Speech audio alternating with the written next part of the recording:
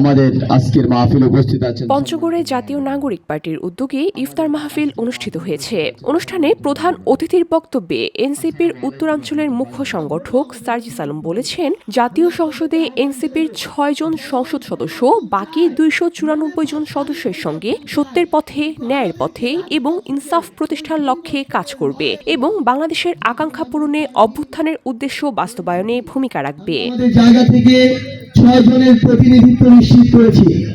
আমরা মনে করি যে সত্যের পথে, ন্যায়ের পথে, ইনসাফের পথে এই ৬ জন এই বাংলাদেশকে ওই সংসদে থাকা বাকি ২৯৪ জনের বাংলাদেশের অভ্যুত্থানের আকাঙ্ক্ষার জনগণের। শুক্রবার সন্ধ্যায় পঞ্চগড়ের হিমায়ল বিনোদন পার্কে জাতীয় নাগরিক পার্টির পঞ্চগড় শাখার আয়োজনে এই ইফতার মাহফিল অনুষ্ঠিত হয়। এ সময় উপস্থিত ছিলেন জেলা জামায়াতে ইসলামীর আমির অধ্যাপক ইকবালন হোসেন, এনসিপির পঞ্চগড়ের আহ্বায়ক অ্যাডভোকেট জুলফিকার আলম নয়ন, জাতীয় গণতান্ত্রিক পার্টি পঞ্চগড়ের সহসভাপতি শামসুজ্জামান নয়ন, ইসলামী আন্দোলনের সহসভাপতি কারি আব্দুল্লাহ এবং বাংলাদেশ খেলাফত মজলিসের পঞ্চগড়ের সভাপতি মীর মোর্শেদ তুহিন। এছাড়াও বিভিন্ন রাজনৈতিক দলের নেতৃবৃন্দ এবং জেলায় কর্মরত সাংবাদিকরা অনুষ্ঠানে উপস্থিত ছিলেন।